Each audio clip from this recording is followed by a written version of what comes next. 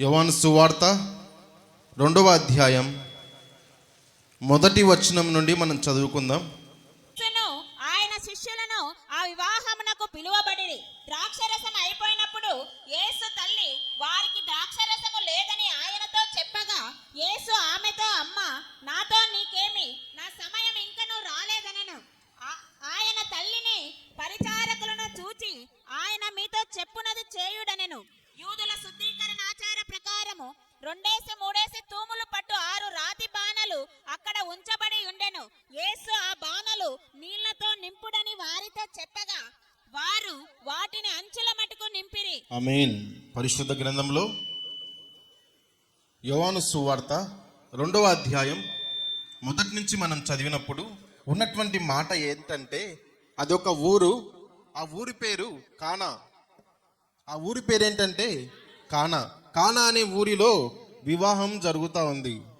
మీ ఇంటిలో మ్యారేజ్ అయితే ఏ విధంగా దైవ సేవకులైన మమ్మల్ని పిలుస్తారో ప్రార్థన చేయడానికి, వారు కూడా కానా అనేటువంటి ఊరిలో వివాహం జరుగుతూ ఉంది, మ్యారేజ్ జరుగుతూ ఉంది, ఒక చక్కటి శుభకార్యం జరుగుతూ ఉందని యేసుక్రీస్తు ప్రభువుని ఇంటికి ఆహ్వానించారు, పిలిచారు. ఈ ప్రపంచంలో ఎవరైనా సరే, వారి ఏ ప్రాంతంలో ఉన్నవారైనా సరే, మన దేవుడు పిలవగా ప్రత్యుత్తరం ఇస్తాడు, సమాధానం ఇస్తాడు. దేవునికి మహిమ కలుగును గాక. వారు యేసుక్రీస్తు ప్రభువుల వారు శరీరధారిగా ఉన్నప్పుడు మా వివాహమునకు రండి అని పిలిచినప్పుడు ఈ యొక్క అద్భుత కార్యమునకి ఒక ప్రాధాన్యత ఉంది. ముఖ్యం ఏంటంటే, యేసుక్రీస్తు ప్రభువుల వారు మానవునిగా ఈ లోకానికి వచ్చినప్పుడు 30 సంవత్సరాలు గడిచిన తరువాత చివరి 3.5 సంవత్సరాలు రక్షణ సువార్తను ప్రకటించేటప్పుడు మొట్టమొదటిగా చేసిన అద్భుత కార్యం ఏదైనా ఉందంటే, కానా యొక్క వివాహములో విందులో దేవుడు గొప్ప కార్యము చేయుట. యేసు ప్రభు చేసిన అద్భుత కార్యములు చాలా ఉన్నాయి. వాటిలో మొట్టమొదటి అద్భుత కార్యం ఏంటంటే, కానా అనేటువంటి విందులో నీటిని ద్రాక్షారసముగా మార్చుట. మన ఇంటిలో వివాహం అయితే ఏమేమి వంటలు చేస్తారండి? మనది భారతదేశం, ఇండియా. మనం ఏం చేస్తాం మన వివాహంలో? పప్పన్నమా, చికెన్, మటన్, ఇంకొక ఆ యొక్క ప్రాంతమును బట్టి, ఒక్కొక్క ప్రాంతమును బట్టి ఒక్కొక్క వంట. నేను చెన్నైలో చదువుకున్నాను. చదివేటప్పుడు అప్పుడప్పుడు అక్కడ మ్యారేజెస్ జరుగుతూ ఉంటాయి. హాస్టల్ ఫుడ్ తిని తిని బోరు కొట్టేస్తుంది. ఎప్పుడు కూడా sambar white rice, sambar white rice, biryani ఉన్నా సాంబార్. ఆ యొక్క 2-3 సంవత్సరాలు తిని తిని నాకు సాంబార్ చూస్తే ఇష్టం వచ్చేది కాదు. అంటే ఎప్పుడు అదే సాంబార్ చూసి చూసి చూసి తిని తిని తిని ఎప్పుడు కూడా సాంబార్తో పాటు ఏదైనా పెట్టుకునేవాడిని, చక్కలాలో ఏదో ఒకటి. ఎందుకంటే వారికి అలవాటు, మనకు కొంచెం అలవాటు తక్కువ. మన సైడ్ చేస్తారు సాంబార్, కానీ చెన్నై అంటేనే సాంబార్, సాంబార్ అంటేనే చెన్నై. ఇండియాలో బిర్యానీ అంటే మన వివాహముకు, మ్యారేజెస్కి, ఫంక్షన్కి చేస్తాం. అదేవిధంగా మన దేశ ఆచార ప్రకారముగా మన వంటలు ఇవి. కానా అనేటువంటి ఊరిలో వారి వంటలు ఏంటి వివాహంలో అంటే, వచ్చిన వారికి ఫ్రెష్గా ఉన్నటువంటి, అప్పుడే తీసినటువంటి పండ్ల నుండి చేసినటువంటి ద్రాక్షారసము ఇచ్చుట. కాబట్టి ఏంటి అక్కడ మ్యారేజ్లో ద్రాక్షారసం ఇచ్చారే అని డౌట్ రావచ్చు. అందుకొరకే నేను మీకు అర్థమయ్యేదానికి ఇదంతా చెప్పవలసి వచ్చింది. ఒక్కొక్క దేశంలో, ఒక ప్రాంతంలో ఒక్కొక్క వంటలు ఉన్నట్టుగా వారి వివాహంలో వారి యొక్క ప్రాధాన్యమైనటువంటి యొక్క ఆచారం ఏంటి అంటే, వారు ద్రాక్షారసం ఇవ్వుట. మనం గమనిస్తే ద్రాక్షారసము పుల్లబెట్టి కొన్ని నెలలు, సంవత్సరాల తర్వాత తాగితే అది మంచిది కాదు. అయితే అప్పుడే ఫ్రెష్గా చేసినటువంటి జ్యూసు మంచిది. చాలా తేడా ఉన్నది. ఈ లోకంలో చాలామంది భ్రమపడుతూ ఉంటారు, బైబిల్లో ద్రాక్షారసం ఉంది కదా, అది వేరే రకంగా కూడా ఉపయోగిస్తారు కదా అని. బైబిల్లో రాయబడిన ద్రాక్షారసం దేనికి సూచన అంటే, అప్పుడే ఫ్రెష్గా ఉన్నటువంటి దానిని మనము కూడా బల్లలో ఉపయోగిస్తాం. అయితే పరిశుద్ధ గ్రంథం గమనిస్తే, యేసుక్రీస్తు ప్రభుల వారి యొక్క వివాహమునకు పిలువబడినప్పుడు అక్కడ అద్భుత కార్యము చేయాలని దేవుని ఉద్దేశం. కానీ ఒక సమయము రావాలని ఎదురు చూశాడు. అక్కడ పిలువబడిన ఆయన, అందరూ శిష్యులందరూ ఉన్నారు. వివాహమునకు చాలా మంది వచ్చారు. చాలా హడావిడిగా ఉంది. వారు అనుకున్నారు ఒక 100 మంది వస్తారేమో అని. అయితే ఊహించిన దానికన్నా ఎక్కువ మంది వచ్చారు. ఉన్న ద్రాక్షారసం అయిపోయింది కాబట్టి ఇప్పుడు అక్కడక్కడ కొరత వచ్చింది. కొరత రాగానే మరియమ్మ గారు వచ్చారు. వచ్చి, అయ్యా యేసయ్యా, ఇక్కడ ద్రాక్షారసం అయిపోయింది, ఏమైనా చేయండి అంటే ఆయన అన్నాడు, నా సమయం ఇంకా రాలేదు, మౌనంగా ఉండండి. నీ జీవితంలో నువ్వు ఏదైనా అడుగుతున్నావా? దేవుడు ఇవ్వడానికి సిద్ధం, అయితే నా సమయం ఇంకా రాలేదు, ఎదురు చూడు. ఆ సమయంలో ఇస్తాడు ఖచ్చితంగా, దేవుని నమ్మిన వారికి. నమ్మిన వారు ఆమేనని చెప్దాం. అయితే ఆ యొక్క మరియమ్మ గారు వచ్చి చెప్పగా, నా సమయం ఇంకా రాలేదు, ఉండండి అని చెప్పారు. బాగా ఉంది. తర్వాత కొద్ది సమయము తర్వాత యేసుక్రీస్తు ప్రభువుల వారు ఆ యొక్క రాయబడినటువంటి మాటను చదువుదామండి. ఆ మాట కాదమ్మా, 4వ వచనం నుండి.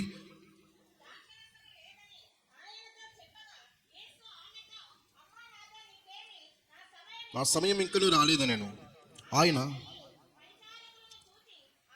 ఆయన మీతో చెప్పినది చేయుడు. నేను శుద్ధీకరణ ఆచార ప్రకారం 2 3 తూములు పట్టు 6 రాతి బాణలు అక్కడ ఉంచబడి ఉండెను. ఎన్ని బాణలండి? అందరూ చూసారా బైబిల్ ఎన్ని ఉన్నాయి? ఇప్పుడు మీరు ఇక్కడ కింద కాదు, పైన చూడండి. ఎన్ని బాణలు ఉన్నాయి? పరిశుద్ధ గ్రంథములు యేసుక్రీస్తు ప్రభువుల వారు చేసిన అద్భుత కార్యములలో ఆ యొక్క అద్భుత కార్యములు చెయ్యాలని దేవుని ఉద్దేశం ఉంది. అక్కడ కొరత వచ్చినప్పుడు అక్కడ 6 రాతి బాణలు ఉన్నాయి. ఈ 6 అనేది బాగా గుర్తించుకోవాలి. ఎందుకు అంటే పరిశుద్ధ గ్రంథములో 6 అనే పదము సంపూర్ణమైనది కానే కాదు. 7 అనే పదము సంపూర్ణమైనది. అక్కడ ఎన్ని ఉన్నాయి? 6 ఉన్నాయి. సంపూర్ణమా? సంపూర్ణము కానిదిగా ఉందా? సంపూర్ణము కాదు. 6 అంటే సంపూర్ణమైనది కాదు. అక్కడ 6 రాతి బాణలు ఉన్నాయి.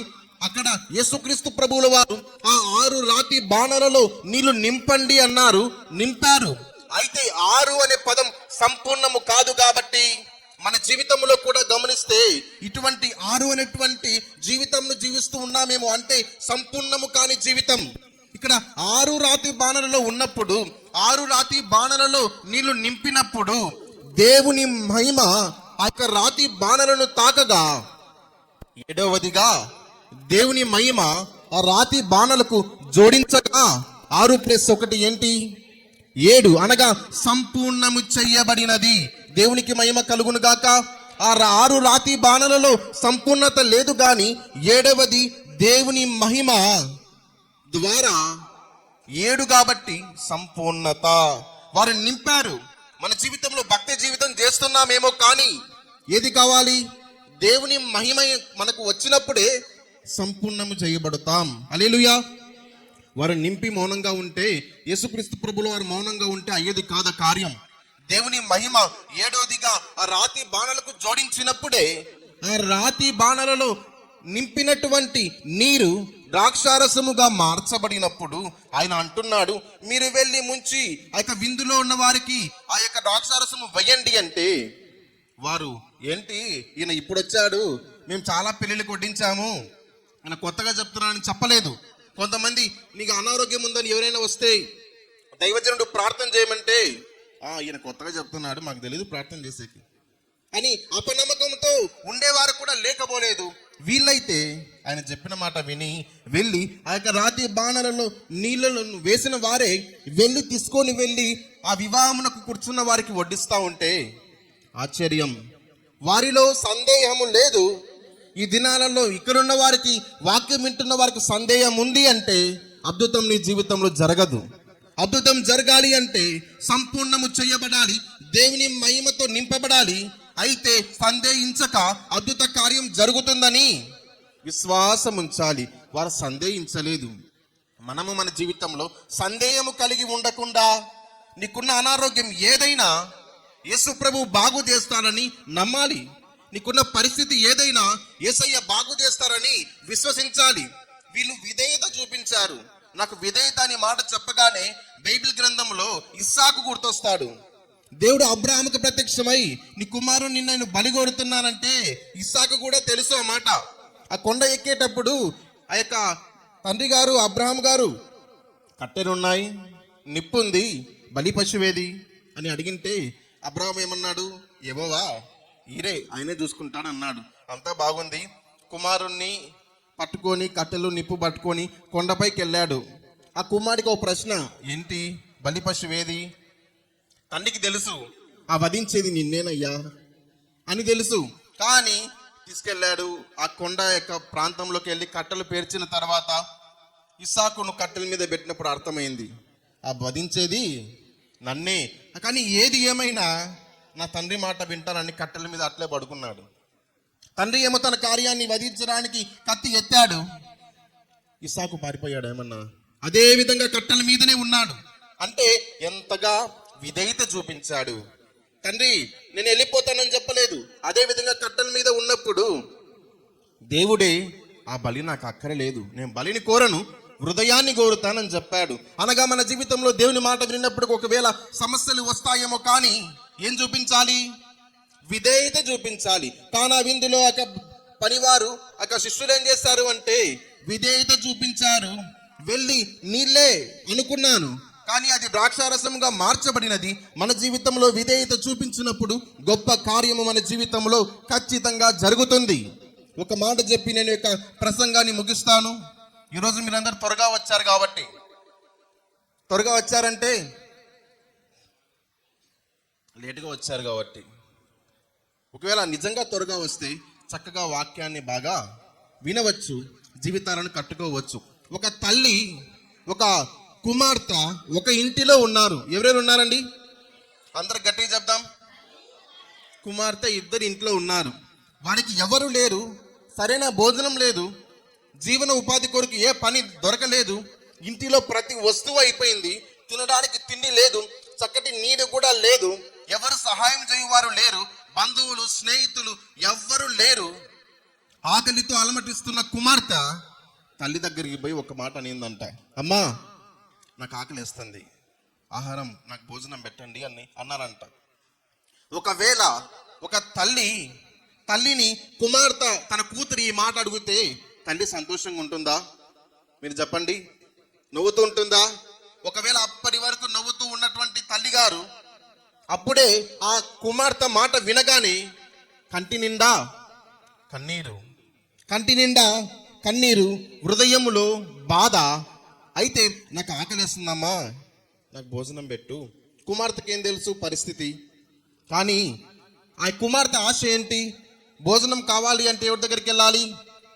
తల్లిని అడిగితే భోజనం పెడుతుంది అని అనుకున్నటువంటి కుమార్తె తల్లిని అడగగా, ఆ తల్లి భయభక్తులు కలిగిన స్త్రీ, ఆ తల్లి విశ్వాసం కలిగిన స్త్రీ, ఆ తల్లి దేవుని యందు విశ్వాసం ఉంచిన స్త్రీ.